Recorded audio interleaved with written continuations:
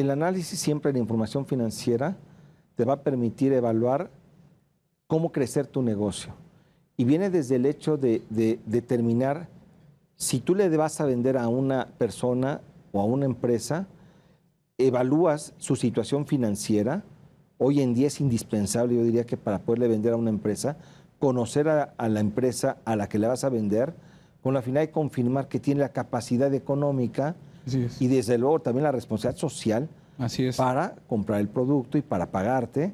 Y también a tus proveedores, Ricardo, también tienes que evaluar si ellos tienen la capacidad necesaria para poder proveer tu materia prima, porque a lo mejor tú dices, me voy a dedicar a vender mangos, déjame poner el caso, pero si no tienes proveedores que tengan la estructura para hacer esa proveeduría, pues tu negocio termina.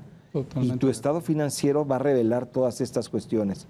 Y bueno, también como accionista, Ricardo, digo, también puede haber ejemplos de cómo los accionistas, los inversionistas, los dueños de empresas parten de este análisis de información para seguir invirtiendo, para retirar dividendos. Danos ejemplos de estas situaciones que los accionistas generalmente consideran en su día a día. Sí, no, y tocando un poquito lo que decías, en el tema de los proveedores bien importante. Y entramos al tema de buscar el proveedor ideal. Hoy en día hay muchos riesgos del proveedor. Imagínate que yo vendes mangos y solamente tengo un proveedor, pero pones en riesgo tu negocio. ¿Qué pasa si ese proveedor te deja de abastecer? Tú tienes que buscar otros proveedores que puedan mitigar ese riesgo. Otro ejemplo, si yo vendo carne o me dedico a un restaurante y carne de cortes y tengo un proveedor de cortes para la venta, pues también imagínate que dependo de uno. Entonces también tengo que buscar otros proveedores que me den ese mismo servicio.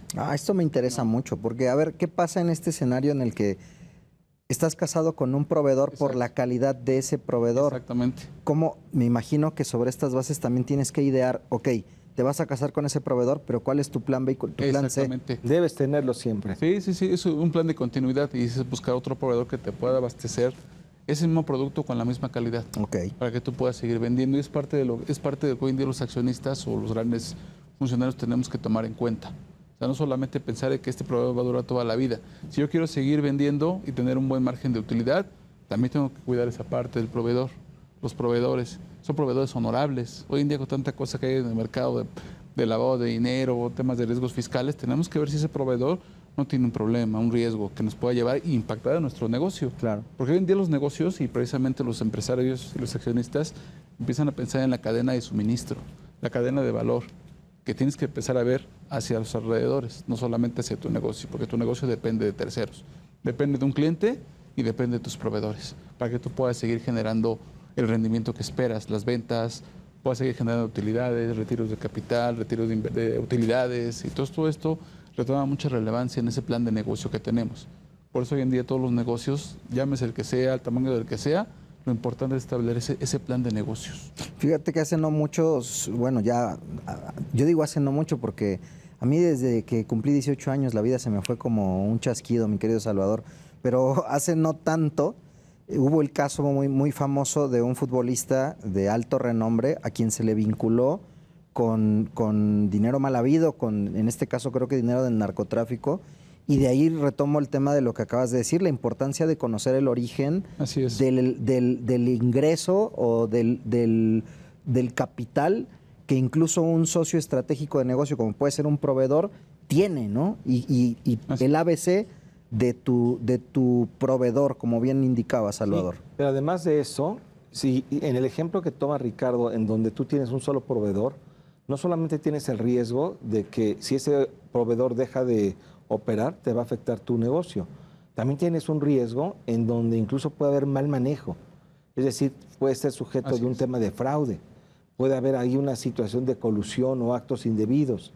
Entonces, bajo ese escenario, el estado financiero te permite evaluar toda esta información. Obviamente está concentrada y resumida en el estado financiero, pero como bien apuntas, hay notas a los estados financieros y eso te permite evaluar todas estas cuestiones, pero además, si tú identificas que hay un proveedor, pues si dependes de un solo proveedor, no hay ni siquiera una competencia para buscar un mejor precio. Entonces, oye, una decisión que se puede tomar con un estado financiero viendo ese tema, es decir, Oye, vamos a competir, vamos a hacer competir a los proveedores con la finalidad de elegir proveedores que nos den un mejor precio y esa situación genera que tengamos una mayor rentabilidad. Bueno, son cuestiones que provienen de la información financiera, económica. Y aquí los empresarios, en general, cualquier negocio, el tema de la información que tú tengas es poder. Te va a poder permitir tomar decisiones, corregir rumbos y desde luego invertir de una mejor manera para lograr una mayor rentabilidad. Oye, y fíjate que hay un tema que no quisiera dejar de lado porque también nos lo has comentado en varias ocasiones, Richard, con reserva de que bueno, entiendo que el tema de los estados financieros es muy amplio y no lo podríamos sintetizar en una hora, pero déjame pensar que le hice caso a mi asesor de negocio, Ricardo Lechuga.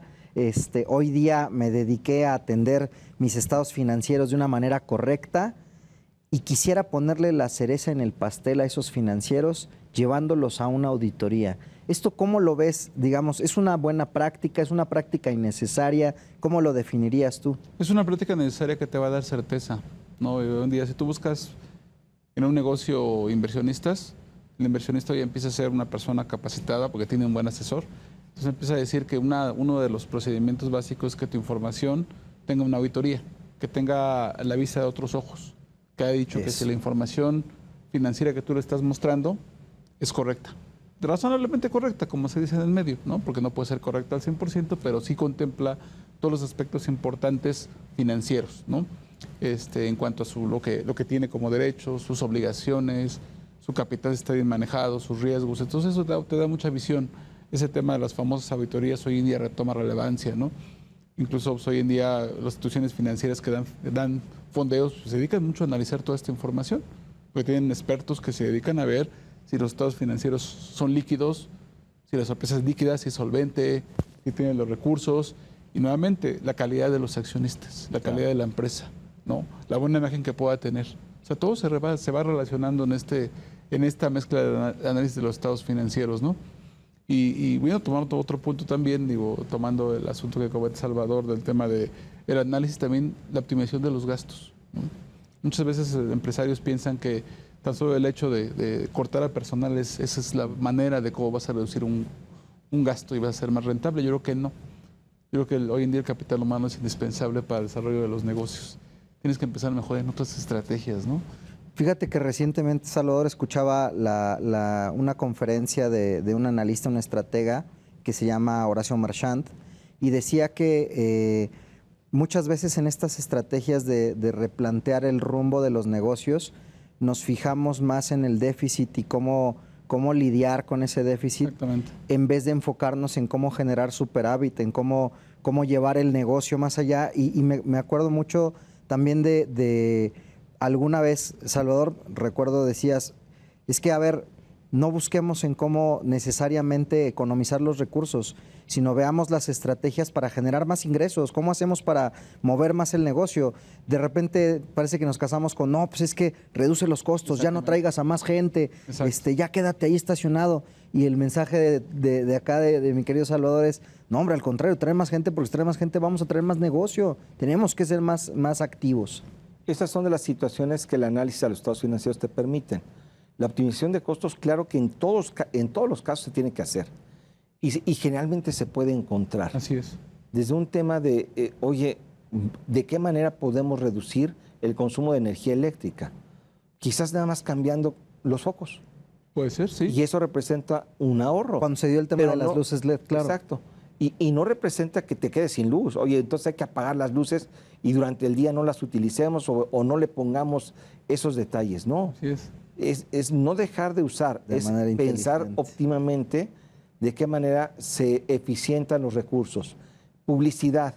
No metamos publicidad. Ahorita no, porque no hay recursos. Córtale la llave. No hay dinero. Córtale la llave a los mensajes publicitarios, al marketing. Es más, Octavio, tú que estás en esa área, ya, despídete. Despídete de tus queridos y queridas del Heraldo, porque ya no te van a ver más. Ya no te van a ver más. No, quizás hoy lo que menos debes hacer es dejar de salir a anunciar tu producto. It's your brand. Sí. It's your brand. Tu marca es indispensable que se muestre. Ve de qué otros rubros podemos eficientar costos, gastos, a lo mejor en la producción, en la logística. De repente la logística, hay situaciones en el traslado de la mercancía que quizás no se está manejando de manera adecuada, eficaz, eficiente.